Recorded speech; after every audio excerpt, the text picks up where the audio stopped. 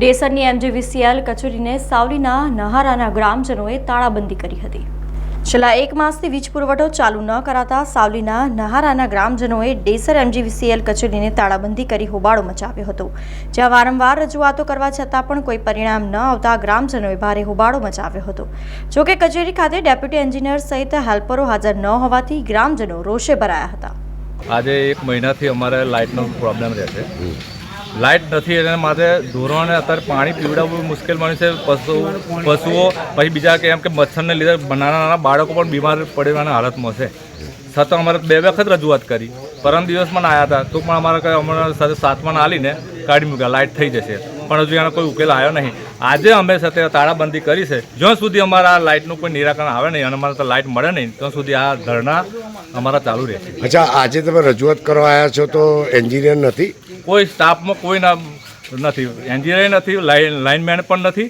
બધા સાથે અહીંયા આગળ અમે રજૂઆત કરાવી એ જાણીને એવા લોકો નાખી। અમે સાવલી તાલુકાના નારા ગામથી આવ્યા છીએ।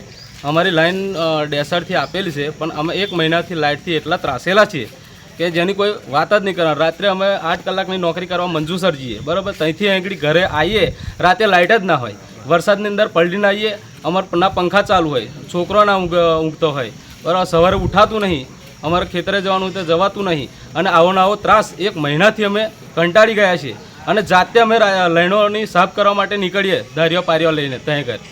અમારા ત્યાં છેલ્લા એક મહિનાથી લાઇટ નથી। 5મા મહિનાની 5 તારીખથી બિલકુલ લાઇટ છે નહીં। ચાલિયર ફીડર એગ્રીકલ્ચરની લાઇન છે, બધા ખેતરોમાં રહે છે, ગામડાની ખેતરોમાં રહે છે, જે એગ્રીકલ્ચરની લાઇન આલેલી છે, કોઈના ત્યાં છેલ્લા એક મહિનાથી લાઇટ આવતું નથી। 5મા મહિનાની 5 તારીખથી હજુ એક દિન સુધી 24 કલાક લાઇટ રહ્યું નથી। એટલે છેલ્લે કંટાળી રજૂઆતો કરી, હેલ્પરોને ને લાઇનમેનને રજૂઆતો કરીને રોજ ફોન કરીને થાક્યા, એટલે આજે છેલ્લે ઓફિસે તારું મારવાનો સમય આવ્યો છે। પરમ દિવસે અમે આવ્યા હતા, રાઠવા સાહેબને મળ્યા હતા, 50 માણસ આવ્યા હતા અમે, રાઠવા સાહેબને અમે મળ્યા એટલે રાઠવા સાહેબે એવું કહ્યું કે ભાઈ આજથી લાઇટ તમારું કમ્પ્લીટ થઈ જશે, હું જાતે રૂબરૂ આવું છું અને ચાલુ કરાવી દઉં છું, આજથી લાઇટ જાય નહીં, પણ લાઇટ આવ્યું નથી બિલકુલ। તો તમે તાળું ક્યારે ખોલશો? હવે રાઠવા સાહેબ આવે કાં તો વડોદરાથી પરમાર સાહેબ આવે અને અમારી જે તકલીફ છે એનો રસ્તો કરી આપે તો અમે તાળું ખોલી દઈએ।